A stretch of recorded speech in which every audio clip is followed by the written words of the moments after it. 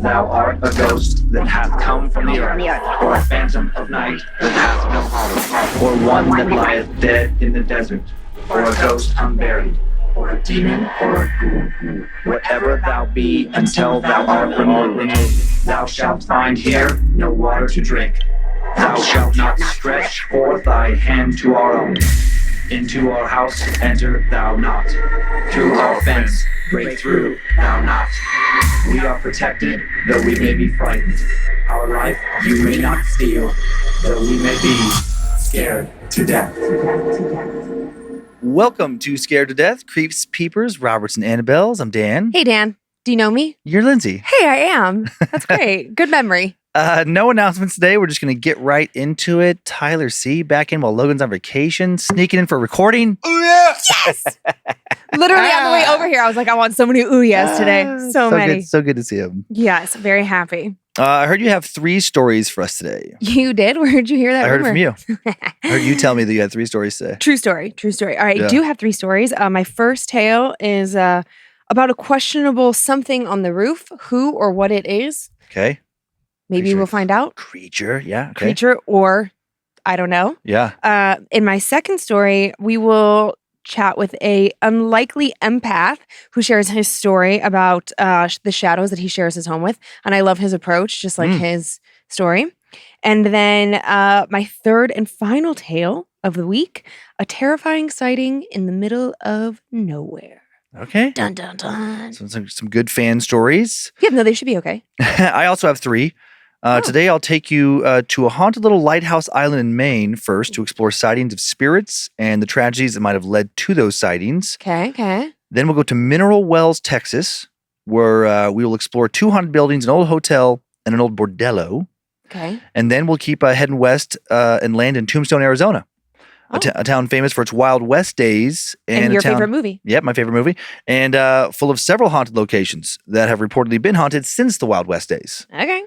So once you've completed this week's Spoopy Shocks pre-show ritual, I'll get started. Spoopy socks? Spoopy Socks. You said shocks. I said shocks? You said spoopy shocks. Spoopy Shocks. You guys, look at this. Look at these.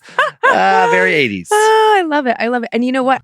I forgot that I'm wearing my special shirt today. Yeah. This is hard to see because it's like right on my boob, but a friend of ours, he said on there. Yeah, there we go. He goes, he sent us a picture. It's actually somebody we work with. And he was like, I did an awesome glow up on my denim shorts this weekend. And Drew. He's the cutest human ever. He has a bunny. He actually is. He has a bunny named Pigeon. Like he's the most pure human I've ever known in my whole life. Yeah. But he did some cross stitch on his shorts. I was like, oh my God, I love that. And he's like, well, if you send me a shirt. And I gave no direction, no anything. He's like, I have an idea. So he sent me this, and he sent me the original inspiration artwork. He's like, just in case I get famous one day. That's awesome. So cute. I love it. Little Layla on my denim shirt. Oh, it's the best. Okay, so here we go. A bit of geographical and historical setup on this first tale, and then I'll jump into the lore behind the hauntings. Wood Island is 32 acres of uninhabited land at the mouth of the Saco River, just off the coast of the historic city of Biddeford, Maine. The main feature of the island is a 42-foot stone tower connected to a 2-story keeper's house. The lighthouse first became operational in 1806. The Friends of Wood Island Lighthouse began offering tours in 2004, and they quickly realized that a lot of visitors were coming for more than just history or because they were particularly interested in lighthouses. They came seeking to verify claims that Wood Island is haunted. Time now for the tale of the ghosts of Wood Island. Some of the main witnesses to the paranormal on the island are the members of the Friends of Wood Island Lighthouse organization, the very people providing the tours and those who help take care of the property. The property is believed to have become haunted following the deaths of 2 individuals involved in a murder-suicide way back in 1896. At that time, 38-year-old Frederick Milliken, a lobster fisherman and also the local sheriff, was living on Wood Island with his wife and 3 kids. His neighbor was the lighthouse keeper, a man named Thomas Orcutt. And then 2 other men would move onto the island, 24-year-old Howard Hobbs and his friend William Moses, described as drifters and part-time fishermen. They persuaded Milliken to rent an empty shack of his to them. Soon the 2 men were several months behind on the rent. Milliken was initially patient, but then on June 1st, 1896, he decided it was time for them to make good or leave. He confronted them, demanded payment. Earlier on the day of the confrontation, Hobbs and Moses had been hunting seals for $1 each as part of a state bounty. Very different times. When they finished their work, they went to the mainland for some celebratory drinks and then sailed back to Wood Island heavily intoxicated. Milliken found them wandering home and ordered them to come to his house to discuss the rent. Hobbs headed over just as he'd been told, but with an unfortunate twist. He arrived armed with a rifle, and now a heated argument ensued. Milliken now demanded that he hand over the gun, but Hobbs refused. In an attempt to calm Milliken, he claimed it wasn't loaded. But then when Milliken reached to grab the supposedly unloaded gun from Hobbs, Hobbs pulled the trigger, and Milliken was shot in the stomach. Both Milliken's wife and Hobbs' roommate, William Moses, witnessed the shooting. Hobbs apologized profusely to Mrs. Milliken before he ran to the home of the keeper, the lighthouse keeper, Thomas Orcutt, to see if that man knew how to help the sheriff. He did not. Milliken would die less than an hour later. Orcutt then advised Hobbs to turn himself in, but Hobbs told him he had one bullet left and planned on using it on himself. In a panic, before anyone could stop him, he ran back to his shack, shut and locked the door, wrote a suicide note, and shot himself in the head. The Portland Daily Press, a paper from Portland, Maine, reported on the tragedy in their June 2, 1896 edition. Death was instantaneous, the bullet going through his head and lodging in the rafter. He left a note bidding his friends goodbye and also addressed a letter to a Biddeford young woman with whom he had been lately keeping company. The only cause assigned is the intoxicated condition for the murderer, who had lately been reminded of long overdue rent. The homicide case was immediately closed, as there were witnesses to the crime and Hobbs chose to end his life because he was guilty. But that was not the end of Hobbs and Milliken's story. Locals believe the two men have haunted the island ever since. Going all the way back to 1896, there have been reports of voices in the wind and disembodied footsteps. Dark, human-shaped shadows have also been observed near the lighthouse walkway, and some, following the death of Frederick Milliken's widow, have claimed to see a female apparition. And yet another apparition, believed to be another man's ghost, has also supposedly been witnessed, and it has to do with another tragic death. A mysterious one, perhaps connected to the original haunting. Lighthouse keeper Thomas Orcutt retired in 1905 and was replaced by Charles Burke. And one day, Burke was so distraught by something he saw on the island, something he never told anybody, never told anyone what it was, that he abandoned his post, stayed overnight back on the mainland. He was allegedly terrified, and the following day he jumped out of a third-floor window and died on impact. This haunting involving this haunting has lasted well over 100 years now. The first one, and then there's been several others, and then 4 total, they think, spirits now on this lighthouse island. Teresa Lowell, the wife of the lighthouse keeper who lived on the island from 1984 to 1986, claimed that she actually physically bumped into a ghost one day, the ghost of a man whose features she could not make out to identify him, while rummaging through her bedroom closet. "There are spirits here," she said. "I know because I felt him." In 2005, the New England Ghost Project visited Wood Island for a paranormal investigation. During their visit, medium Maureen Wood claimed that a spirit spoke through her and said he once thought of himself as a lighthouse keeper, but that he wasn't. The same spirit said he died of a head injury by his own hand. Speaking through Maureen, the spirit said, "I didn't mean to do it. I didn't mean to do it." Was this an interaction with the spirit of Howard Hobbs? The New England Ghost Project returned to the island in 2006. While using a divination technique called dowsing, Maureen Wood was approached by a female spirit who claimed she was murdered on the island. This spirit allegedly informed Maureen that more than 3 girls were buried in a spot on the north end of the island. They were killed separately, and the shack that they were housed in was set on fire afterwards. This was particularly interesting to Ron Kolick, founder of the New England Ghost Project, because he received a call from a man in Missouri who had a nightmare where 4 girls were being held in a remote shack against their will. In the dream, the girls were murdered over an extended period of time. The man said he heard the words Wood Island repeating in his mind. When he woke up, he Googled it, realized it was a real place. He then called the New England Ghost Project because they were holding an event to deliver the results of a previous investigation of this island. He also claimed he saw Ron's face in his dream. When the group moved into the attic of the keeper's house, they joined hands, and soon a spirit began speaking through Maureen. The spirit told them his name was Roger, and that he was alive way back in 1762. Roger said he was angry because he and his shipmates had been deserted on Wood Island. When the spirit talked about how cold it was, Maureen's body temperature began to drop. Ron Kolick ordered the spirit to leave. The spirit inside of Maureen reportedly shouted, "No." She writhed and made disturbing noises, almost as if an exorcism was being performed. Maureen didn't relax until she was no longer holding Roger's hand. While there seemingly is some paranormal evidence that supports the theory that the residual energy of the murder-suicide haunts the island, nothing is known about the potential murders of the 4 girls. If that really did occur, perhaps future communications with spirits will unravel that mystery. How many people have died on Wood Island? How many have been murdered there? Does something linger on the island, something that can twist the minds of men and cause them to harm themselves or others? I'm super freaked out by these 4 girls. I know, like, what a weird, there's no evidence necessarily, but like, God, what if they were taken out on this little island, secluded, from anywhere else? Yeah. Kept in some madman's shack? Tortured and killed. I know, I do wonder about, like, how, like, we know about the modern stuff. There's plenty of, not like a lot, but a fair amount of examples of people doing that over the last 3, 4, 5 decades. They're written up about, people write books. There's just a lot more exposure towards those kind of things. But how many of those things happened, in the 1800s? Like 1700s. People just go 1700s? missing? Is that what you mean? Yeah, like people, like some madman, if some madman were to put 4 girls in a shed and eventually be caught as a serial killer, there'd be like a Netflix docuseries. Right. All this exposure now. But back, and there's just more investigative techniques for like law enforcement to actually catch and find out about that. Right. And people still go missing all the time now. But back then, I'm not laughing at you. All I can hear is dead giveaway in my head. Dead giveaway? Yeah, exactly. Because that guy, he had what? Charles 3, Ramsey. Yeah, he had 3 or 4 girls. Charles Ramsey was the guy who said this words, but right. yes. But then the killer had what? 3 or 4 women locked in a basement. Ariel Castro in Cleveland. Mm-hmm. I know. So that's exactly like where my brain went, was like that versus. And he got away with that for years, right? In recent times.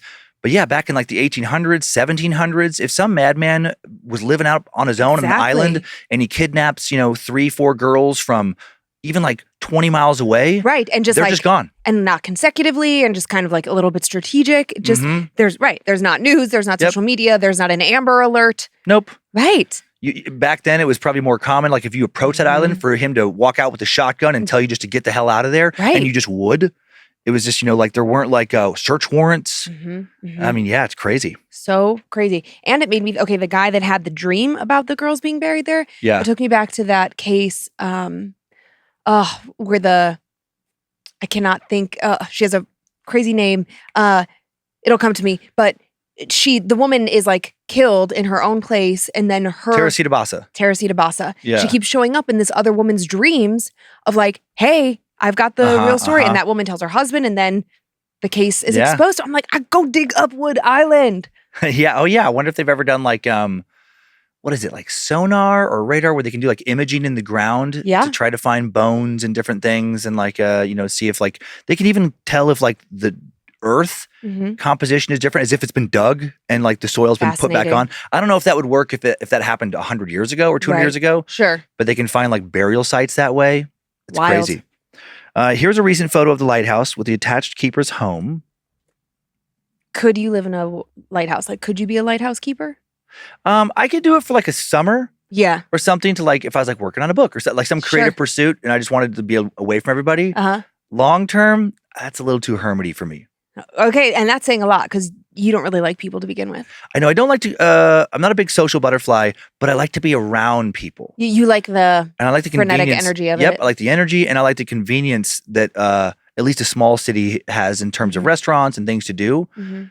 Yeah. Like cabin way out in the woods or an island, short term, but not long term. Okay. This next one, here's a touched up pic from the 1920s. And so it's a century before this other picture and doesn't look that different. Not at all. Honestly, does it look like it's in better shape in this picture? And then one final picture, again, from around a century ago, where you can see that the island used to have some more buildings. When he talked about like having a shack, there's like a separate building. So I imagine that one on the right is where the sheriff lived. And then the one on the left is maybe a precursor to that building that we just saw a second ago where the lighthouse keeper lived. And there's a little shed in the background that they maybe rented out. That's so weird. Like, what a weird arrangement where there's the lighthouse keeper in one house, the sheriff and his family not too far away in another house, and then just 2 random dudes in a little shack, and that's it for the islands. Like, you're always around each other. Just those people just on this island. That sounds terrible. What if you don't like each other? I know. I do think about that sometimes. Like, I'm fantasizing about like dream properties. Yeah. And you'll look at some like cool island property where it's like, you have all this beachfront and it's beautiful. But then a lot of times, to make sense for developers, they'll have like 3 lots on this island. and it'll be some crazy price. It's $15-20 million. And I'm like, how much would that suck if you save up your whole life? I don't know. You hit it big with business. You buy this place, and there's just you and one other owner on the island, and you hate each other. And they're playing their music loud all the time. It's like they just would single-handedly ruin. That was the most old man thing ever. They're playing their music too loud. What's next? You're going to complain that they never cut their grass? Well, that would also be annoying. They got weeds. They got too many dandelions. They got loud music. I love it. What are you, 90? Give this man a hard-boiled egg. I love hard-boiled eggs. I know. It's because you're an old man. You ready to move on to... I've always loved hard-boiled eggs. You ready to move on to Texas to explore a pair of haunted buildings? Yes, honey. More setup for this one than there was for that first story. Mineral Wells, Texas, located about 50 miles from Fort Worth, is a small town full of mysteries and unique history. In 1877, a man named James Alvis Lynch and his family left Denison, Texas, to travel west. The family decided to end their journey once they heard news of attacks by the Comanche further west, and they settled into a valley amongst the hills of Palo Pinto County. This location was far from ideal because it was 4 miles from an easily accessible water source, but they stayed. And then in 1880, the Lynch family decided to hire someone to drill them a well. They were initially put off by the taste of the water from their new well, so they gave it to their livestock.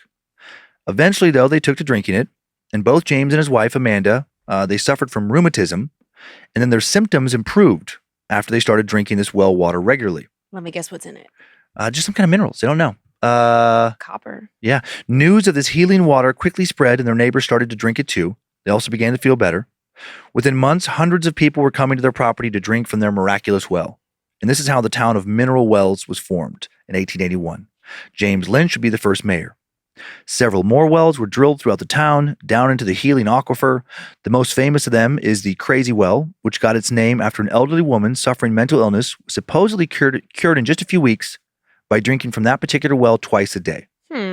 Sounds far-fetched, but maybe not.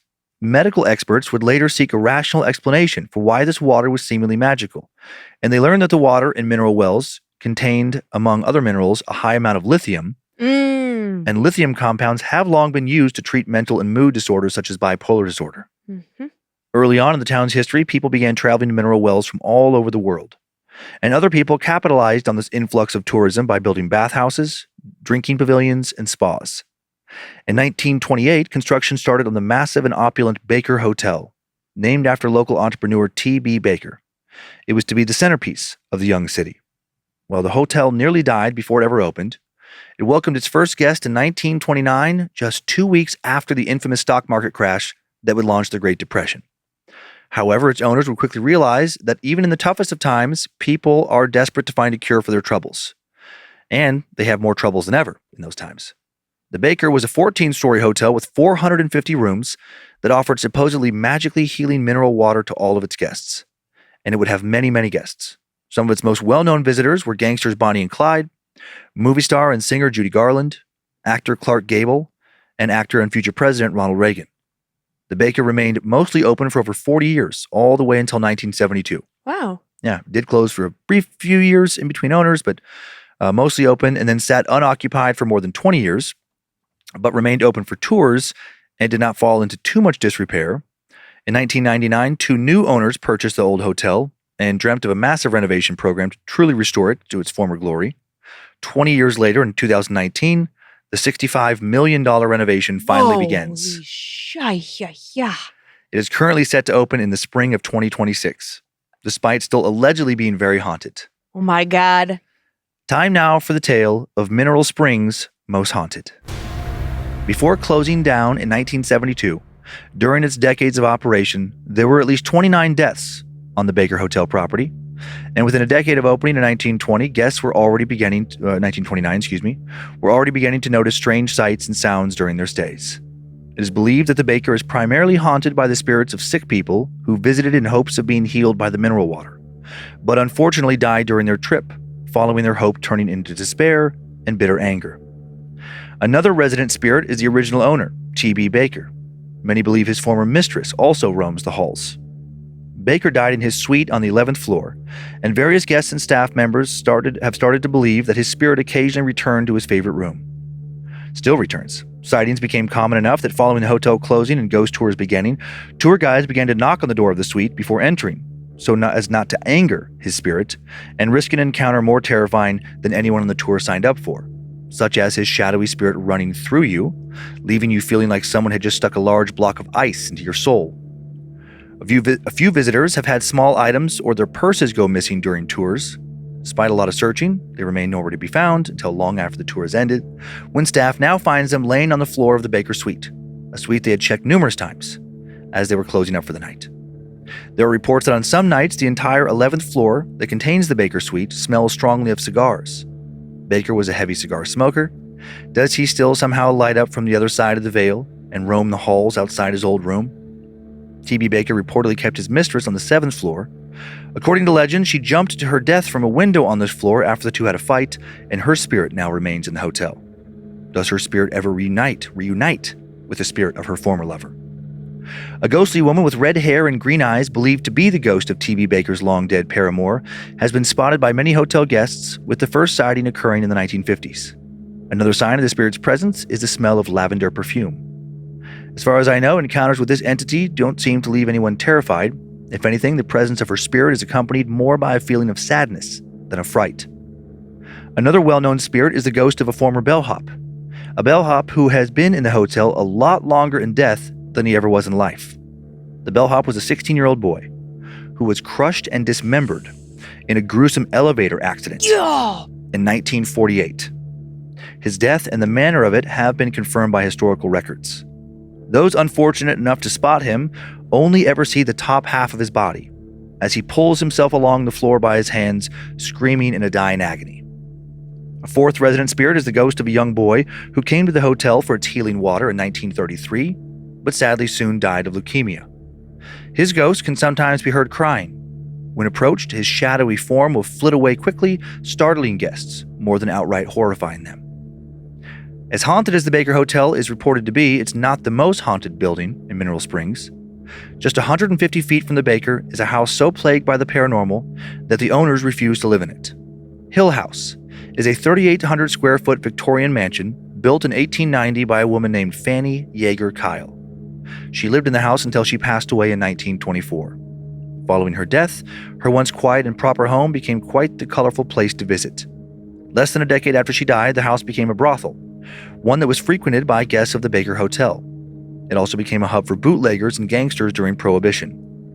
Some reports say that murders and occult rituals have also taken place inside its walls, inside a building whose energy quickly became dark following the passing of Mrs. Kyle, who spent the entirety of her time in the home alone as a widow. Today, some are convinced that 9 separate spirits reside in Hill House, and the most dominant and most terrifying spirit is the ghost of a young boy named Joshua, believed to be the child of a brothel worker named Sarah Kyle. Joshua was born in 1953 and died in 1959 at the age of 6. Numerous guests have woken up in the middle of the night to the sound of a child's voice in their room, and to the sight of a shadow of a child either standing somewhere in their room, seemingly watching them, or exiting through one of the walls. Another spirit is believed to be that of a former owner who fell into a well on the property and died. There were also several deaths during a massive flu outbreak in town, including former owner Deborah Renfro. In 2014, Phil and Kim Kirchhoff unknowingly purchased what they didn't realize was a notoriously haunted home. Phil told CBS Texas that he had no idea it was haunted until his neighbors told him. He and his wife originally intended on restoring the grand mansion, but they claimed their renovation was continually hindered by paranormal activity. Kim Kirchhoff eventually refused to enter the house at all, and Phil became wary to visit, even during the day, because he was so disturbed by supernatural occurrences at all hours. Strange noises coming from all areas of the house, an extremely intense sensation of not just being watched, but being watched by something that means to do you harm, strange pockets of cold air, what looked like a glowing pair of eyes spotted in several rooms of the building in the dead of night. The Kirchhoffs reported encountering a female spirit humming a menacing tune in the kitchen, and far too many sightings of the child ghost Joshua for them to feel comfortable continuing to live in the home. They lived in a smaller building on the property until they were able to sell the house in 2017. Before their house was purchased, they opened up their home to paranormal investigators who would help build up the house's reputation as a paranormal hotspot by experiencing their own paranormal encounters. Some of the investigators reported feeling nauseous upon entering the house. A few even said that they encountered a malevolent spirit in their own home after leaving Hill House, a spirit they first sensed in Hill House. In 2017, Kathy and Sonny Estes purchased Hill House and immediately opened it up for ghost tours 7 days a week. They claimed that they saw a green orb during their first visit to see if they wanted to buy the building, which is what convinced them to make the purchase. They claim they've heard disembodied voices, watched doors open and slam shut on their own, and even had objects thrown at them. In recent years, they've opened up the house to be rented by the night in its entirety, and they claim that many of their guests can't make it through the night. Ghost hunting enthusiasts have apparently been scratched, bitten, even burned. One man said he was pushed to the ground with enough force to leave bruises on his back in the shape of a thumb and 4 fingers. Maybe more disturbing than the amount of people who can't last the night are others who don't want to ever leave. Not sure we've come across that claim before. Kathy has said we've had a lot of people that get addicted to this house, and they have dreams about it, and they want to come back, and they want more and more and more. That's what it does to people. Strange that they want to experience more of Hill House, considering that Kathy then added, some spirits will do things that are harmful because they're seeking attention. They need help. And you're not paying attention to them, and that's the only way they can get our attention is by throwing things and scratching and biting. And that's what makes you say, hey, what's going on? And you stop in your tracks and you try to communicate. What can I do to help you? Then there are some that are just angry that they've suffered a traumatic life. They're trapped, they're mad, they're in misery, they don't want to be there, or they don't want you in their home. They don't like you, they don't want you in their space, and they want you to get out.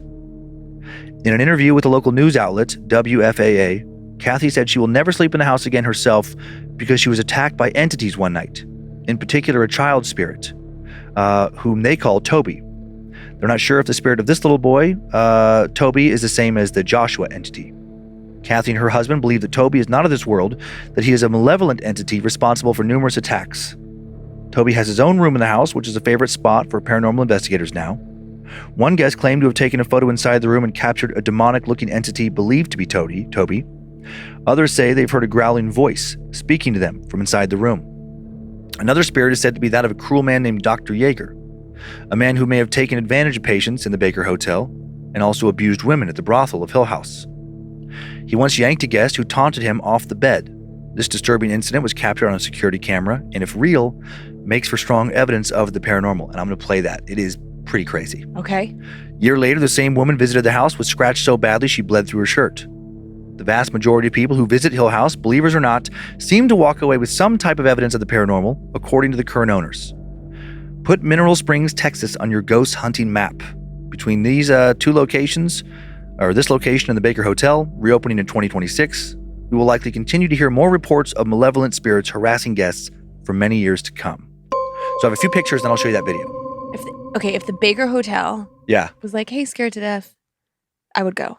This building looks so cool. I'll show you. Here's an exterior I'm not shot going of it. on my own. I'm just saying, like, if they want to like invite us. Okay, in 2026, you give yourself some time. A lot of buildup, a lot of time to like protect myself, get like crystals surgically implanted into my body. Like I've got some prep work, but we could do it. Excuse me. So this is, it's a cool looking building. And it's like the biggest building in this little town by far. It actually, you haven't spent a ton of time in various parts of Cleveland, but it very much reminds me of some buildings in downtown Cleveland, Lakewood, Cleveland Heights. Oh, yeah. Yeah. Here is how the interior looked before recent renovations. Pretty creepy. Oh, good Lord. Is that mold? Oh. I don't know. Yeah, maybe. Ichi Wawa. Next, an exterior shot of Hill House. I like this little shot from like down the street. Oh, God. I can just imagine driving up to it at night and be like, ugh. I feel like that in this photo. Mm-hmm. Yay. Just wait for something to look out one of those windows. Yeah. And then finally, the original owner of Hill House, Fanny Yeager Kyle. I just found this photo of her to look haunted. Maybe it doesn't look that bad. Last night, though, it just creeped me out for some reason. I was waiting for her eyes to shift. Her eyes look very real in this photo. Yeah, I see what you mean. And just, I don't know, there's something about her. Something about this photo in general that just creeps me out. Okay. I don't like it. Okay, now this video. So Tyler will pull up this video, and it is, it's pretty crazy. You'll just see this woman. She claimed to have some entity yank her from the bed. And this is like security camera footage because like when you stay in the house, they tell you that, it's going to be filmed in case something happens. They want evidence. Well, I'm sure it's a liability thing. Oh, yeah, maybe that too. Because what you don't want is like, okay, we're going to sign a waiver that if the ghosts do something and hurt me, I won't sue you. But like, I am certain people fake things Sure. and they don't want that like on the reputation, or like well, your stairs were faulty and I fell down and broke my ankle and now you're going to pay for this when really it was a ghost and you signed your listen, I got a legal brain over here. It is interesting that they don't let kids stay in this place. You have to be at least like 15. They say it's too intense or whatever, but I don't know. This is crazy. I think that's reasonable. Okay. At 2:15:41. Rewind it one more time. He's like, where'd you go? Yeah, you'll see that. He just looks bed. over. Just keep your eyes on lady in bed on our right. And just instantly zip. So as they run out, you can see they run out. Watch the door. Now watch the door. It slams. But it's like, I watched it several times. Well, what happens? Why is she so focused on the door? Oh, the door thing's not a big. I watched that further. Yeah, it's way more subtle. Like basically like maybe the door handle jiggles. Oh, that wasn't nearly as intense to me as the bed, where it's like there's this guy laying on the from our vantage point, left side, couple laying there in bed. Somebody else in the room too, just with their ghost hunting equipment. People a lot of paranormal investigators coming there with their equipment, and it looks like I think he's reading a book. She might be reading a book, and then the way she slides off the bed, it just doesn't look like she could have done that herself. I mean, maybe if you were going to stage it, you'd have somebody else off camera grab your foot and yank you, but that seems extreme. But she just gets yeeted off the bed. Yeeted. Like immediately. Yeah, I mean, she's lying on her back and then she doesn't roll out of bed. That's like, so until you have the opportunity to go to social media and watch it, just here's an explanation. She's lying on her back and it's like, when you see like paramedics like pick somebody up by like a sheet and like move them from like the bed or the gurney to like an operating table. It's like that. Just imagine the sheet's not there and she just moves in one parallel sweep. Right. She just sweeps right off of the bed, or yeets, as Dan says. And just go to YouTube and do like Baker Hotel Mineral Springs and then like Ghost, and this video will come up. I don't know that if we'll be able to get it like I want on socials. It might just be the pictures. But you can go to YouTube and find it. And it is, I mean, they can stage a lot of things. I will say it just doesn't look staged. And it just happens so fast. She's on the bed 1 second. Less than a second later, she's completely off the bed. And I like that she just runs to the bathroom for protection. That's like a very like natural reaction. Just for my mind, isn't there a hotel in Arkansas that also had like healing waters? Mm-hmm. I can't. It's been a couple years since we did that. That was a really intense story because the doctor who ran that place was a butcher. Psycho. Yeah, a lot of people died on the operating table. They were having horrible things done to them, and that place is supposedly super haunted. Eureka Springs. Nice. It is. Eureka Springs. Good memory. Sometimes if I just talk about it for a couple minutes, it'll jog in my brain. Yeah, that's actually one of my, I guess, just favorite stories as far as having like historical side to it. Yeah, like one of those kinds is a haunted. Out of the genre of like haunted hospitals, haunted asylums. I found that one fascinating. A lot of paranormal claims out of that one. Probably real. You ready for me to go to one more set of haunted locations? Do I have a choice? Nope. Okay, well then let's go. We head to the location that shares the same name as my favorite movie of all time now, Tombstone. While primarily associated with some legendary Wild West outlaws and some famous shootouts, it's also considered to be one of the most haunted sites in Arizona. Considering all the years of chaos and lawlessness it experienced, full of murder and other violence, I guess it would be surprising if Tombstone was not haunted. Time now for the tale of the ghosts of Tombstone. One of Tombstone's many allegedly haunted locations is Big Nose Kate's Saloon, named after Doc Holliday's girlfriend. That was her nickname, Big Nose Kate. Poor thing. Yeah, and I don't think she was unattractive. That was her nickname. In the late 1800s, Big Nose Kate's Saloon was known as the Grand Hotel. It was not only the largest, tallest building in the city, it was one of the finest hotels between St. Louis and San Francisco for a few years. It had room for 50 guests and an upstairs dining room that seated 150 people. The Grand Hotel hosted many infamous personalities such as Wyatt, Virgil, and Morgan Earp, Doc Holliday, and the Clanton and McLaury families of outlaws. According to some old Tombstone legends, a janitor at the hotel known as the Swamper had his own bedroom located in the basement of the hotel. It was his own special private haven where he could enjoy peace and solitude. Within his private domain, where no guest was invited, he also kept his secret passion for silver.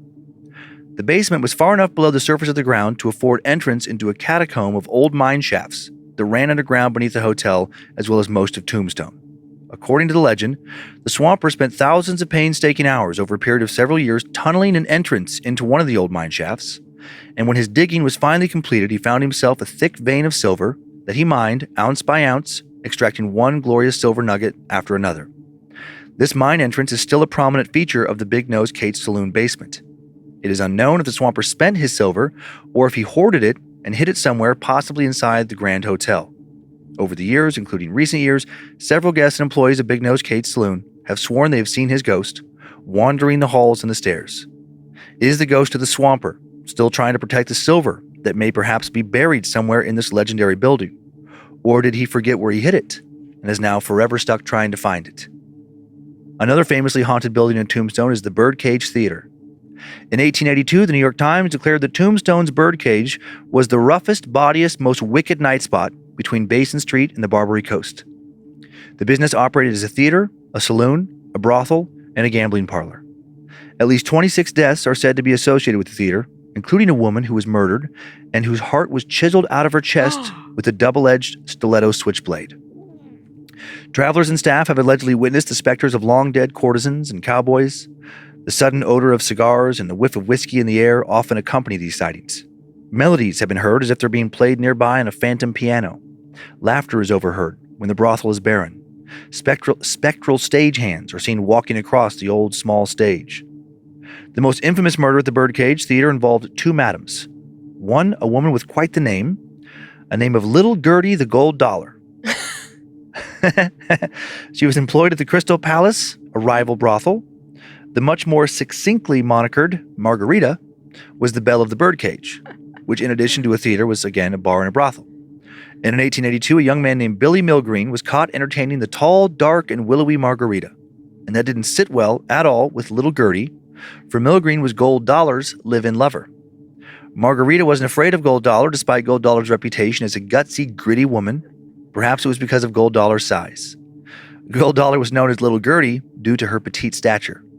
Margarita definitely underestimated her rival.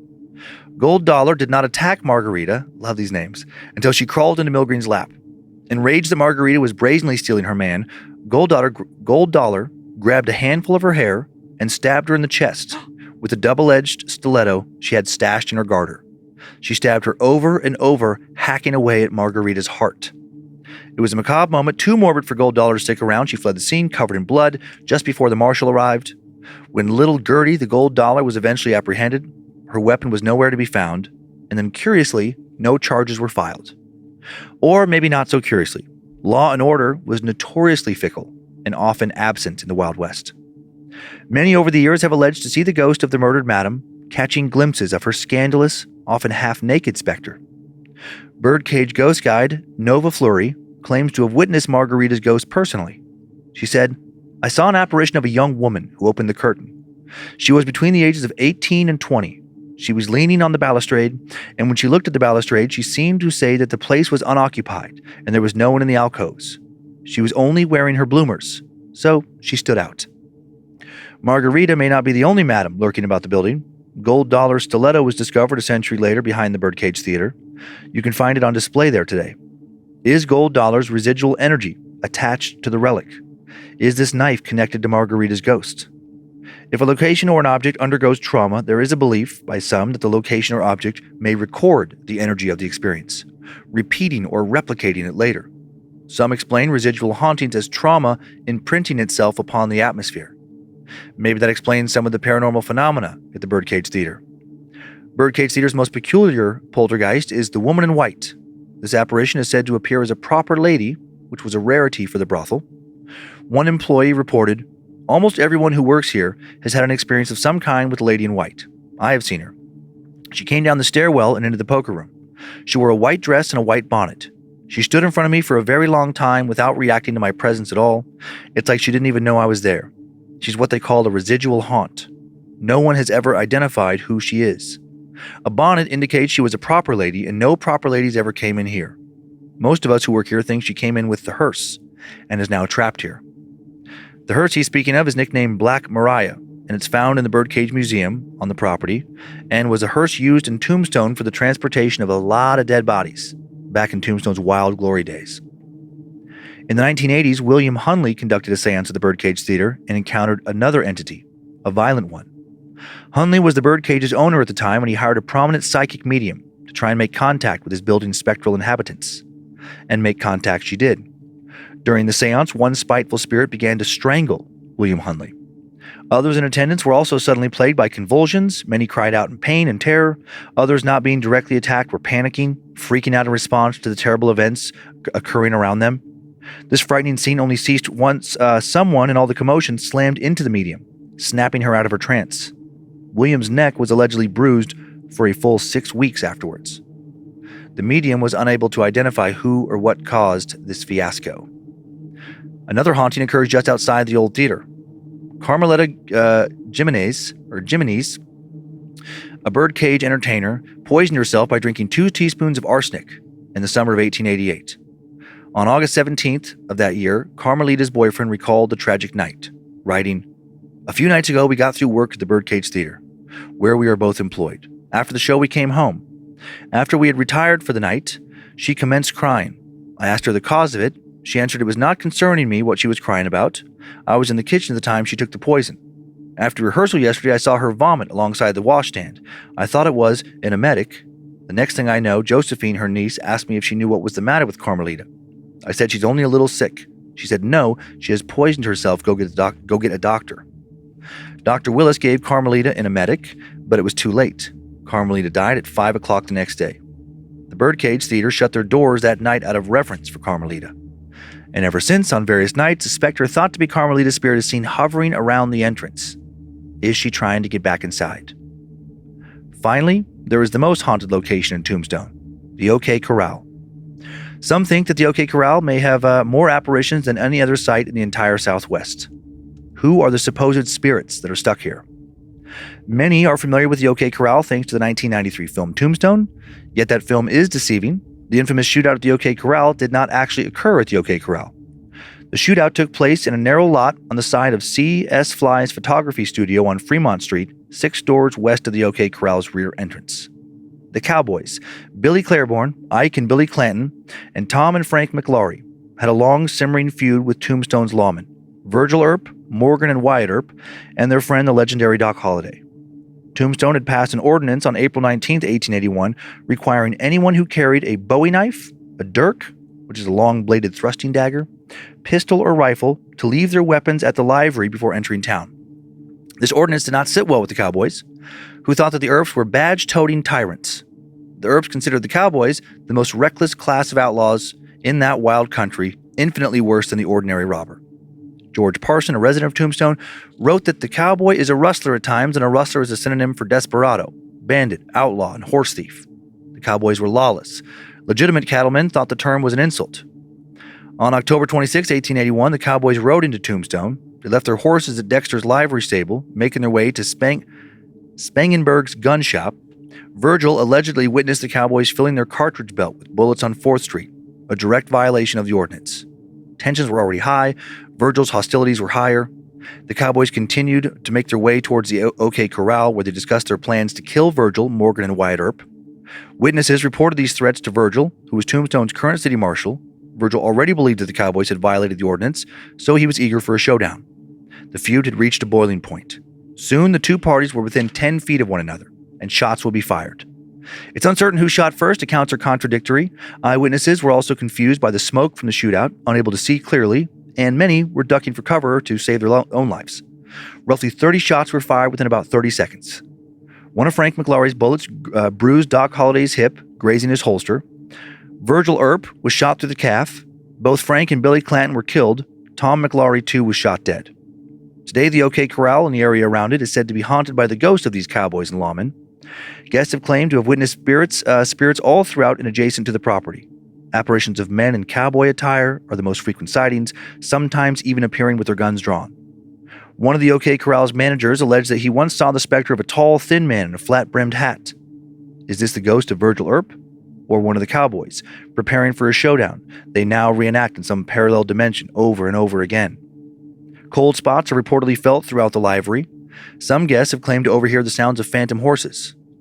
The gunfight at the OK Corral, while the most infamous, was not the site's only shootout. Another occurred on the 1st of July, 1897, between Justice Jim Burnett and William Green. The ghost of Burnett is now said to haunt the historic site. Burnett was a justice of the peace for Charleston, a little short-lived town founded in 1879 and abandoned by 1888. located less than 10 miles from Tombstone. Burnett was a hard-hitting, no-nonsense man of all hats, working as both Charleston's judge and marshal. Burnett would track down outlaws, collecting the fines that he had placed upon them for his own personal gain. A little bit of a conflict of interest. William Green was one of the few men in the area not afraid of the bullying Burnett. The two men entered a long simmering feud that led to Green building a dam on his property that blocked the flow of irrigation water from the Little San Pedro River into Burnett's land. That would backfire tremendously on Green, who later lost a daughter when Burnett destroyed the dam. William's daughters, Ella and Eva Green, had taken their friend Katie Cochran to swim in the shallow river below the dam, but the river wouldn't be so shallow this day. The dam had been dynamited, causing the water to rise to cataclysmic levels after the girls already made it to the river. Ella and Katie were soon submerged, swept away by the current.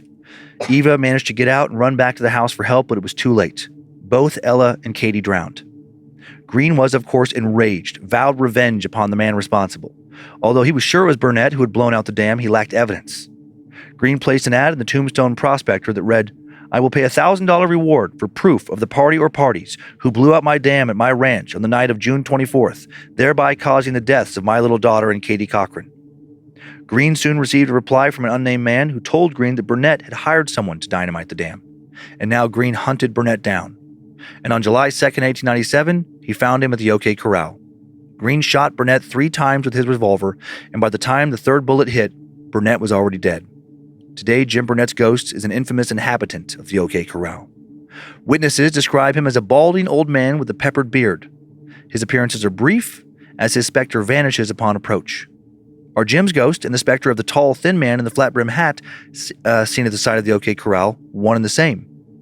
Head to Tombstone, grab a ghost tour in the infamous and historic old downtown, and see if you can find out for yourself. If you don't see any ghosts, you'll at least get to hear about a lot of colorful history. Have you ever been to Tombstone? I have not, but I would like to go, actually. Okay, I'll do that trip with you. It'd be fun. Yeah. Yeah, like we did that Virginia City, years ago. This would be a really fun one. I know. I was just having fantasies of taking Scared to Death on the road. Like, what a fun thing. Oh, yeah, if we could someday. Yeah. Not until Monroe's in college, but I was like, oh, that could be like a fun little... They record on locations. Just for like a little, 6-week stretch. Yeah. Like a little camper van. That would be Off fun. we go. This first pic here is the Swamper's old room at Big Nose Kate's Saloon. Big Nose Kate. I was thinking that might mean that she was a big liar. Oh, yeah. There is a story behind it, and I talked about it on Time Suck a long time ago, but I can't remember what it is right now. Yeah. Yeah, that's pretty crazy that hole dug straight down into the floor of that basement room where he wanted to dig down into one of those mine shafts and just sneak a little silver for himself. I could not sleep in a room like that. I would constantly be freaked out that something was going to crawl up that dark hole. Uh-huh. This next picture is the Birdcage Theater's interior. A very small theater. Theater. A saloon. Oh, I see. With a little stage at the end. Actually, it sort of reminds me of, what's that restaurant? Help me, what city? Here. But we went with a group of people. We were doing Jello shots on the way there. Trying not to say anybody's name. But we drove out there. And it's the snake, the snake something. Snake pit. Snake pit. Yeah. Thank you. I was like, get that. It was like an so old not brothel. Here, but 30 miles away. Yeah. Well, yeah, but I mean, that's not far. No. But yeah, it reminds me of that where it's like that place was also a brothel at some point. Oh yeah. And it just has that vibe of you feel like you're in somebody's living room. So it's like theater, yes, but really just a stage in a wooden hall. And that place was wild, just like gunfighters and, cattle ranchers and, prospectors and, all the ladies of the night. I wouldn't have wanted to live then, but I would just like to, if I could time travel. Yeah, if I could just be a fly in the wall. If I could just a couple watch, days. Yeah, watch what was going on for a little while. It'd be fascinating. So fascinating. And there's one more picture, a little stretch of the dusty street in Tombstone's historic downtown, like it's Main Street near the OK Corral. You can just picture gunslingers walking down through the dust. Yeah. Cool. Yeah, just cool. So it's a little smattering of stories today. Well, that was fun. Thanks, Dan. Yeah. You did a pretty okay job. Did you guys see that the owners of Syringa bought the snake pit? Oh, I didn't know who bought it, but I knew someone bought it. Have you been there before, the snake pit? Yeah. It is pretty cool. Yeah, Silly. pretty cool. Yeah, the food actually, I was surprised at how decent the food was. Yeah. What did you have there? That was something weird. Oh, I had Rocky Mountain oysters. Yeah, Rocky Mountain oysters. What'd I say? Rocky Mountain oysters. Yeah, my mouth is a little mushy today. Rocky Mountain oysters. There you go. Yeah. Yeah. What do you think about the Tombstone remake? Are we gonna see it? You know what? That was a lie. That was you got tricked. I got had? Yep. That was just nonsense. Some people just Oh. made some fake posts about it, and And then it just got nothing. some traction? yeah, there is no Tombstone remake coming. They cast well in their fake remake. Yep. The casting was great. Mm-hmm. Oh, well then. I guess I won't be watching the old one with you either. I've watched it with you before. It's fine. yeah, I love it. Yeah. Yeah, Kyler loves it too, I think, Mhm. right? Okay, well, me and my leg warmers are ready to tell you 3 stories if you're ready. I'm ready. Who's your Layla this week? I got the OG. I mean, I was doing some cleaning yesterday, and I know this feels like sacrilege here, but I did have to throw away a few Laylas. Yeah, they're pretty damaged, pretty dried up and falling apart. Dried up, their necks were busted. Mhm. There was one that had a pin in it. I don't know what we did to her. Some of them just smelled a little weird after a Oh, while. All right. And then we had those white ones that you could Uh-huh. like color yourself. They yellowed and looked really not A good. little sickly. Yeah. But- Just so you guys know, Tyler still has a Layla on his desk at his new current Oh, job. that's So, awesome. Love from Alien Gear. Yes. Are people like, what is that? Nah, nobody asks. I'm off in the cut. They're like, don't ask him. He'll hurt you. Okay, well, let's dive into potentially what was on the roof of this Yeah. house. This is my mother's story. In December of 1995, when I was less than a year old, my mom and dad moved to Lynchburg, Virginia, allowing my dad to finish his bachelor's degree. Like any responsible broke college students, they rented the cheapest place on the market, the definition of bleak, as my mom describes it. It was an old chicken coop that, through the power of imagination and concrete, had been converted into a small ranch home. The occurrences started out small and somewhat helpful. There was a wood-burning stove that had a place on top for a tea kettle. It was important to keep it full of water to have a makeshift humidifier during the winter. My mom always forgot to refill it. One day, when she was certain that she had forgotten once again, she went to retrieve the kettle to fill it and found it was overflowing with water. Like I said, the ghost was helpful. Most nights, my mother was alone with me since my dad worked late, juggling work and classes. Just after sunset, my mom was putting me to bed when she heard noises on the roof. We lived near the woods, and so the sounds were written off as an animal. The noises persisted until a sharp shriek across a window filled her ears. Scared, she called the police. A patrol car was dispatched to our home immediately. While waiting for the police to arrive, the screeching sound began to alternate windows all around the house. My mother jolted to the gun safe, assuming that what she was hearing was not just an animal. My dad had shown her how to use a gun for occasions just like this. My mother proceeded to grab me from my crib and hold me in one arm and the gun in the other, all Mama Bear style. My mom, being so tense, accidentally pulled the hairpin trigger on the revolver and shot off the very tip of her own finger. Shortly after, the police arrived at the property and saw someone on the roof. The officer yelled at the suspect and then noticed them throw something off the roof just before jumping down into the snow themselves. The officer chased the suspect until they hit the tree line, and the darkness made it impossible to continue the chase. The officers found the thrown object to be a rake that they assumed the perp had been using to scrape the windows from the roof. Strange, yes, but even more so was that the officers were stunned by what they could not find. Upon further inspection, the officers noticed that there were no signs of footsteps or tracks leading from the roof or to the tree line in the freshly fallen snow. According to my mom, somewhere out there is a full police report detailing the incident. No one has a clue as to who or what it was or how they ran without leaving a single footprint. My family continued to live there for another 5 years. Just kidding. They got the fuck out. Ryan. Thanks, Ryan. I got stuck on the rake detail, which is funny to me. Like if you would like climb up on somebody's roof Uh-huh. and then use a rake to kind of like scrape along their windows, that would be a pretty good like prank on somebody. Totally. And it would be Just such that that's such sound a- would be so creepy. Yeah. I can't even mimic it with my mouth. And then I also thought about like how terrifying, but you'd also like weirdly feel relieved Yeah. if you accidentally shot the tip of your finger off. Uh-huh. Because it would be like that. I imagine that reaction of like, oh my God, like you just lose the tip of your finger, followed by like, that could have been so much worse. Right. I could have shot my baby. Right. Right. Yeah, myself in a more meaningful way. Like, oh my gosh, that'd get your blood moving. Uh-huh. Your heart beating fast if you shoot your fingertip off. And then very interesting about the lack of footprints in the snow. Right. It'd So be like so easy to have those. exactly. You know, if it was Mhm. springtime, I guess you could have just been like, well, I guess it's some prankster, but with that very specific detail. I know, because it seems like a prankster with the rake, Mhm. but then without the footprints, like what? Is it a prankster ghost? It's pretty funny kind of to think of. Kind of funny that a ghost would need to use a rake, but who knows? Well, they just listen, their bodies can only bend so far from the roof down to the windows. Like they are limited, I suppose, to some degree. I do love the idea of that, actually, of a ghost like wanting to mess with people, but wanting to use tools to, like, amp up their menacing or whatever. They're make just a certain funny. sounds. They're just a funny guy. Mhm. You know, they just like to do funny things. And Yeah. what does Monroe say? She's just a girl. She's just a girl. You know, that's her explanation when we're like, "What's going on there?" She's just a girl. That's one of her phrases that she throws that one out quite a bit. Yeah, she likes it. Yeah. But yeah, I thought it was creepy, but also kind of funny. Yeah, me too. Yeah, I like that little quick hitter. Yeah. All right. Well, let's connect with a fan who is an unlikely empath, self-declared as such. Okay. Good evening, Queen of Crystals and King of Creeps. My name is Eric. I'm 33 years old from Southern Illinois. I'm a bushy, bearded redneck type that shops in the big and tall section at Walmart.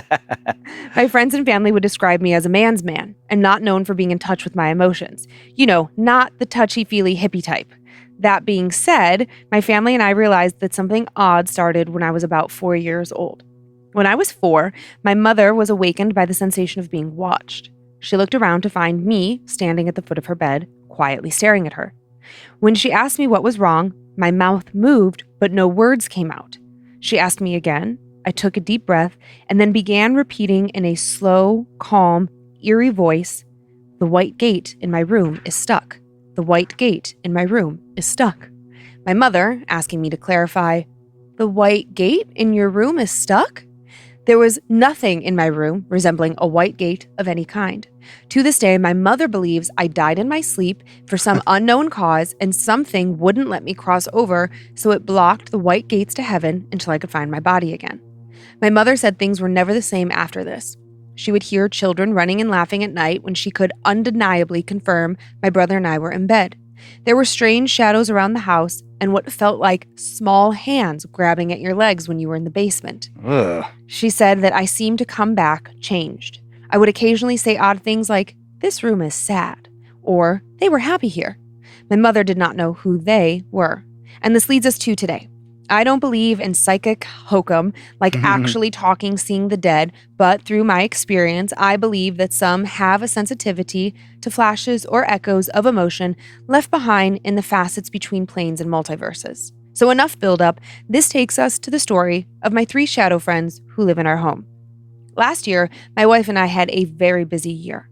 We took guardianship of her sister's 3 children due to addiction and moved into her parents' house for the space and to help take care of her mother, who has dementia.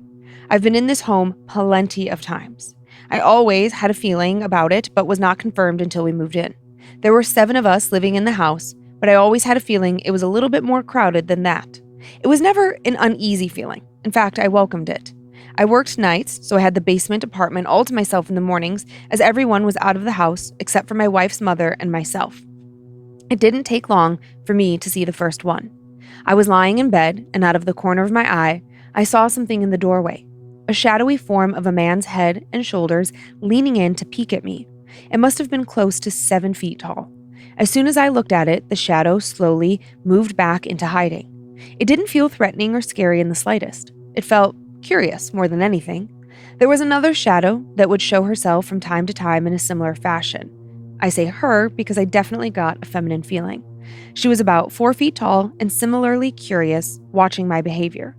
My wife was weirded out at first, but it just became normal for me to wave at them and say hello. A couple months into living there, and they stopped appearing. Fast forward to just a few months before our first son was born on January 1st. They began to show up again, more peeking around corners and curious feelings that increased in frequency.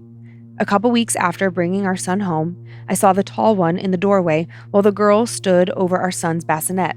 I felt pure happiness emanating from them. It was at this time a new one joined the family, a small, dog-sized shadow that skittered quickly on all 4s. Nothing malicious, but I think it enjoyed making people jump. As my son got older, things have grown stronger. I've caught glimpses of the girl in the white dress with a lacy hem. I mentioned that description to my wife's family, And that was met with, "Oh, you've seen her too?" They all have their own stories about the little girl in the white dress with a red ribbon around her waist. More recently, I heard her for the first time. The room next to ours was set up for the baby and one of the younger kids. I have 2 audio-video baby cameras in there. One night, I was awoken from a deep sleep to a voice on the monitor, a girl's voice. I assumed it was the 8-year-old. I didn't see her on the camera, so I waited a moment and then distinctly heard a girl's voice say, "Cheryl and Eric won't play with me." At which point, the 3-year-old's eyes shot open. He had heard it too. I reassured him it was nothing and put him back to bed. I then sat in the dark and talked to the little girl, explaining that I understood her and her friends were curious, but they can't be spooking our kids. Activity has died down ever since. We still live there, and I'm sure it's not the last time we will see my friends. Eric, the redneck empath. I really liked his perspective. I liked him giving his backstory on like who he is, how people perceive him, what he's not into, but these are my experiences. Yeah. And I like that. I like showing that different people from different walks of, excuse me, I'm choking on my words. Different people from different walks of life can also accept like, okay, you know, maybe there is something. It's not necessarily religious for him. It's not, you know, like him seeking it out. Yeah. He bucks the trend of who you would think it would be. But he's like, yeah, okay, cool, whatever. Yeah, this is what has happened to me. Mm-hmm. Got the little hands in the basement. So creepy. No thanks. That would scare the shit out of me. That was particularly gross and icky feeling. Yeah. The baby monitor situation, I think it's so funny that this ghost from God knows how long ago is referring to him and his wife by their first names and is annoyed that they won't play with her. Right. Like, can you just imagine, just think about like baby Kyler, baby Momo, having a sleepover, maybe like their older cousin is staying in the house, you hear a voice, and you just think like, oh, that's just one of the kids like weirdly complaining that, you know, Lynze and I, like they say like, Dan and Lynze won't play with me. Right. I don't know how I feel about ghosts saying my name. Yeah, that is very interesting because, you know, oftentimes with ghost sightings, we've talked about this so many times, but it's like it feels like an echo of the past. Yeah, like it's just a loop being played over and over again. It's not sentient. But when some ghost, some entity is actually saying your name, that's so different because that would require consciousness. That would require this thing, you know, being in the present. It's not just an echo. It's not just a loop. Right. It's actively engaging with its surroundings. I mean, thankfully, Eric doesn't feel threatened by them. Yeah. That would be a very different story. Yeah. But yeah, strange. Yeah, and I think he like woke up to hearing one of them, or, you know, like one of to hearing the little girl ghost on the baby monitor. I forgot to tell you that. I mean, it probably just a dream, but it was so intense. It was, I don't know, in the last few weeks that I woke up one morning. You know, I've been waking up a fair amount in the night, but just woke up. It sounded like somebody screamed my name. What? And I shot up in bed and then didn't hear anything. And I eventually just went, you stayed asleep. So like you didn't hear it. But it was just so weird how real it felt. It sounded like somebody from the living room. Were you having a dream? I don't remember any dream. I just remember. Did you take a gummy that night? I don't remember that either, probably. But I just remember it sounded like it was coming from the living room of just somebody being like, "Hey, Dan!" And then me like popping up and then nothing. And it only happened once? Yep. Okay. It was just really intense. And that happened this week? Sometime in the last 2 weeks. Oh, the reason I'm pressing is because last night I was dead ass asleep. Like I overdid it. My hips were really sore. Yeah. I like loaded up on Advil, a gummy. I had like dragon balmed the daylights out of my body, and I was out. And I woke up with such a start. I can't even explain. My heart was racing, and I thought I had heard something. Not necessarily my name. Yeah. But like I woke up like, oh my God, there's an emergency. Isn't it a weird feeling? That's terrible. To be dead asleep, and all of a sudden you're just immediate panic. Yeah. Like, oh God, something's happening. Something I have to deal with. And then there's just nothing. Yeah. Yeah. Okay. Well, I think I'll be cleansing the house this weekend, just in case. And then I have one more if you have time. I do have time. You do? Are you sure? Yeah. Okay. Well, let's find out what's going on at Fort Bliss. Fort Bliss. Hello to the king and queen of the suck and all things spooky. I have to preface this story with just a little bit of history. I joined the Army in the late 90s straight out of high school. I was 18 and leaving home for basic training. This was all pre 9/11, so a very different time in a very different army. Throughout my career, I've traveled all over: Korea, Texas, Kentucky, Georgia, and in 2014, I was stationed at Fort Bliss in El Paso, Texas. Fort Bliss has a long and interesting history. In its good old Wild West days, it's known as a party place where soldiers and officers would drink and gamble and anything else they wanted. A horse racetrack was built on the post at one time, and according to legend, one post commander imported several African animals into the area so he could hunt them. Lions, elephants, giraffes, and other exotic animals were released into the wild for his hunting pleasure. That might just be a wild story, but it is fact that there are large herds of oryx that roam the desert of Fort Bliss and its surrounding training areas. It's a huge member, an oryx is a huge member of the antelope family that grows to be roughly 450 pounds with two long 34-inch curved horns and no natural predators around to hunt them. They have flourished in the Chihuahuan Desert. Fort Bliss boasts the largest training area at 1.1 million acres, stretching from the north side of El Paso up to and including White Sands Missile Range, New Mexico, creating plenty of protected land for these animals to roam free. During the war in Iraq and in Afghanistan, the military realized the old way of fielding new equipment was too slow. Service members on the front lines didn't have years to wait for the latest and greatest to go through the long process of days past. They needed it, and they needed it now, and they needed it to work. My unit was assigned the task of fielding this new equipment in real time. Every spring, we got new weapons, equipment, and vehicles to take out into the vast training areas where we would do our best to break them, hand them back, and tell them what's wrong so they could make improvements. My unit would run 2-month-long training operations, basically mock warfare, to see how the equipment performed and to give feedback to the developers at the end of each testing cycle. I was part of an armor battalion, tanks, Bradleys, and some new Mad Max-looking shit that was in development to replace the Humvee. I was a mechanic and assigned to a recovery detachment. When the big ship broke, I had to drive out, drive it back, and get it fixed. Think of it like the Army's version of AAA. My vehicle was a 70-ton recovery vehicle called the M88A2 Hercules. The vehicle is the size of a tank, over 10 feet tall and over 30 feet long, with 2 side entrances and 3 hatches on top for a 3-man crew to poke out while driving, aka it's a beast. One day, as my unit was preparing for a force-on-force training mission, a massive sandstorm blew in. Visibility was so poor that all exercises were put on hold until it passed. When we are out there, we have large base camps with tents, chow trailers, maintenance areas, the works. It's like a field city, but out on maneuvers, you're out there alone. Just a few vehicles get selected for the mission, and since I was on the recovery team, we drove out to this area with the unit. Once the storm had mostly cleared, the mission resumed. The unit went out, leaving us back at the staging area. Just me and my crew, 3 of us in total. Since we could get called in at any time to recover a downed vehicle, one of us had to be up and alert, listening to the radio at all times, which, as you can imagine, is quite boring. I split radio duty into 3-hour shifts so each person could get a solid 6-hour sleep. It was well after midnight when I was woken for my shift. I got up, splashed some cold water on my face, and poured a cup of old coffee. I made our hourly radio check with HQ to make sure comms were still working and climbed out of the 88 to answer the call of nature.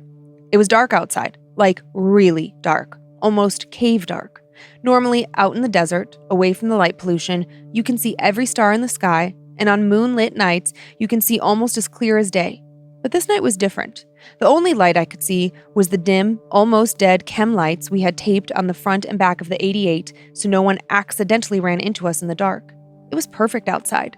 The heat of the day had dissipated, the temperature had dropped to a comfortable level, and there was a pleasant breeze blowing. I didn't want to sit inside the stuffy, sweat and ass-smelling enclosed vehicle, so I climbed back up on top.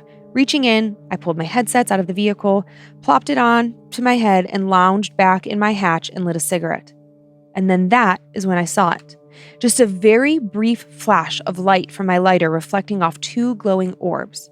Had it not been so pitch black, I probably would not have noticed it, but in the absence of the moon or stars, it was quite noticeable. I almost jumped out of my skin seeing the light reflected back at me. Calming myself, my heart racing from the shock, I gathered my thoughts. I took a long pull off my cigarette. The cherry blazed, lighting up the area just a little, and the orbs were still there as they reflected the light back from the glow of my cigarette. Whatever was there was about 15 feet away from my vehicle, right by a dune, looking up at me. Keeping my eyes where I saw the reflection, I reached down into the crew compartment and grabbed my night observation device, powered it on, and brought it up to my eyes. And for a moment, I sighed relief. Looking back at me was an oryx. I almost laughed out loud as I looked at the animal. Most of its body was hidden behind the tall sand dune. Only its chest, neck, and head were fully exposed. But as my eyes adjusted to the very sudden, bright, pixelated green light, I noticed something about it looked wrong. It looked gaunt, emaciated. The normally large, furry head looked almost skeletal. It had dried lips that were pulled back, exposing its teeth. Its sunken eyes glowed solid, reflecting the light that illuminated the thing in my NODs.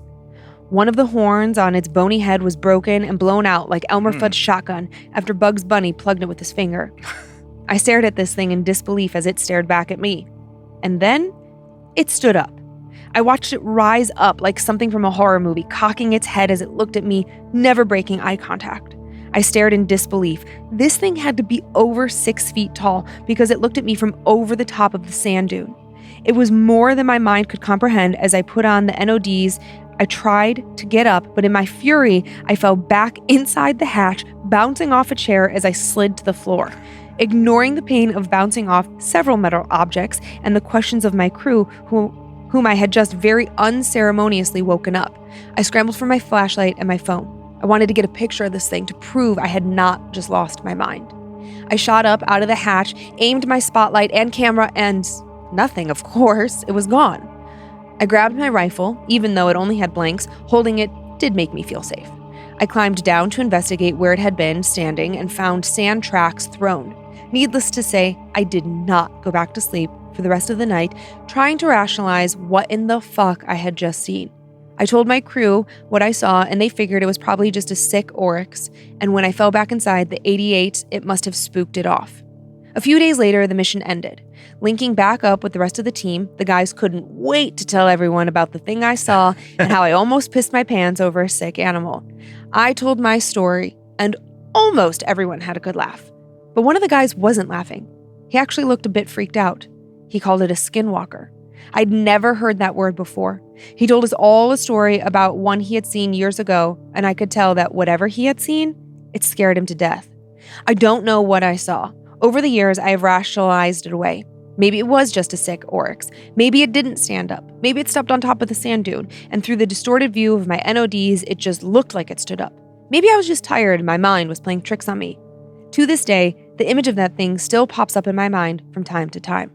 It wasn't until I started listening to Time Suck and Scared to Death, and I heard the term skinwalker again, that it brought it all back. David. Thanks, David. Dun, dun, dun. Yeah, those cryptid stories are always so weird to me. Yeah. Where it's like, I'm very aware that there's never been any scientific evidence of like the remains of any of these things found. There's never been any like unexplainable skeleton. That we know of. That we know of. What is the government keeping but from there's us? But there's so many sightings of just people being like, I don't know. This thing was way bigger than any animal of that kind should have been. Or, it was standing up on its hind legs. Yeah. Or it looked, like a blend between this creature and then some kind of human-like figure. Mm-hmm. What the hell? Yeah. I feel like it's entirely possible. And when you were saying like, well, they don't ever find like any remains. It's like, yeah, they never find that we know of the corpse of a sick animal where then they're like, oh, maybe it was this, maybe it was that. But it's just like, oh no, just disease got this deer, disease got like, there's no expansion on that where I'm like, there's gotta be something out there, like some corpse of a deer. We need some paranormal person to be involved in that autopsy to be like, well, what about that? What about this? Yeah. Instead of just writing it off. Yeah. I love this idea of this like very like brave military guy out in the middle of nowhere, and just the visual of him falling back into his tank, it had me on the floor laughing.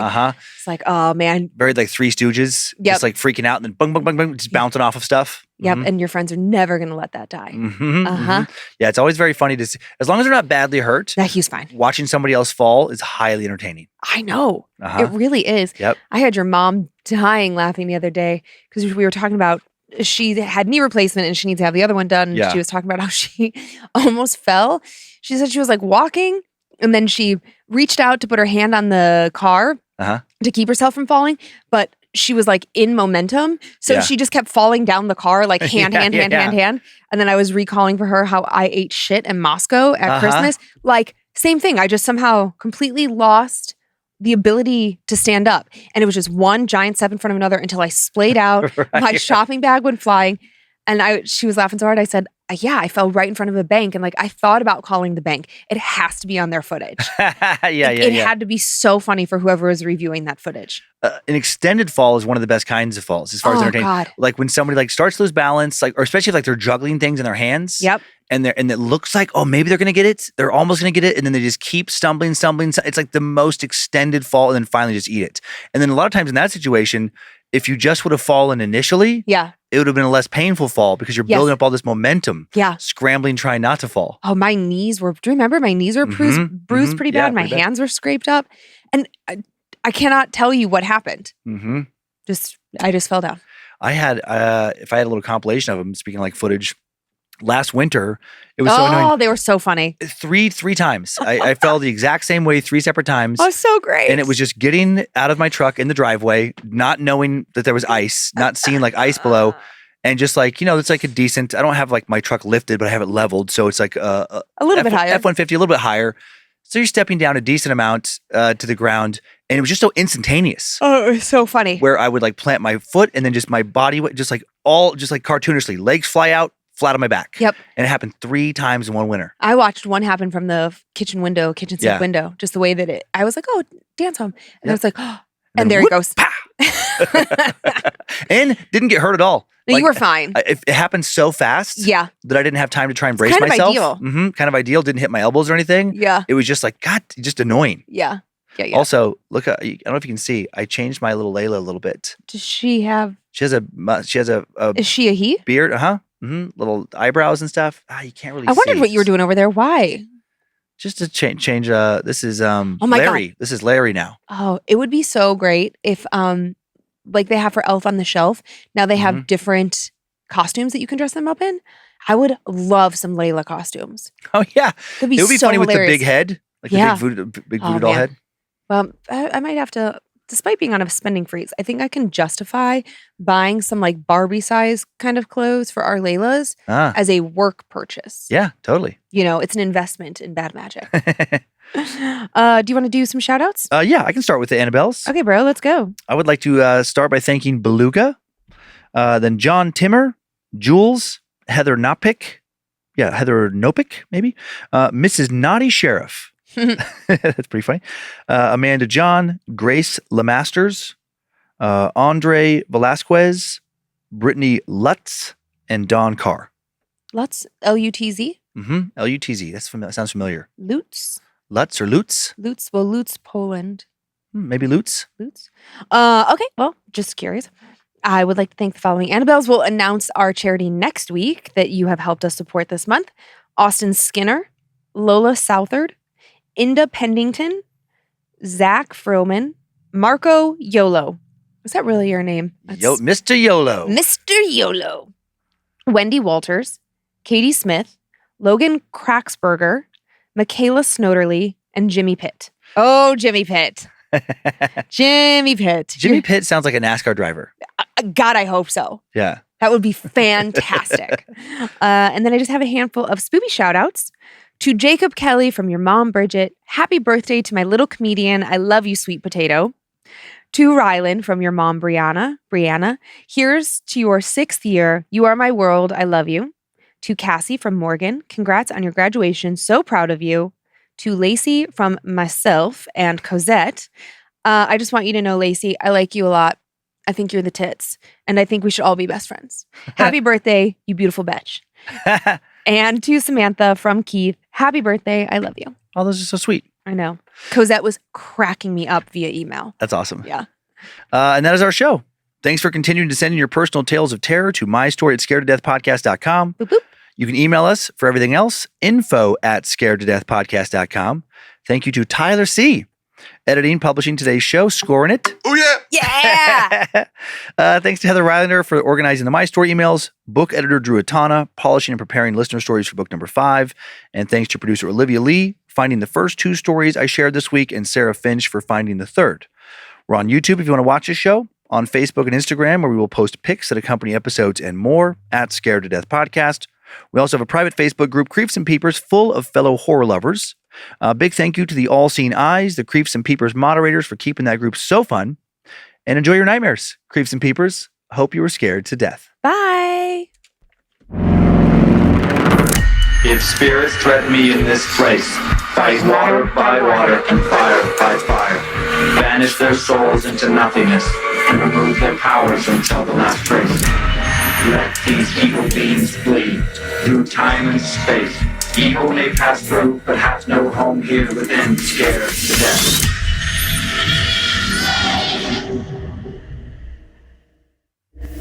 Mad Magic Productions. They got weeds. They got too many dandelions. They got loud music. I love it. What are you, 90?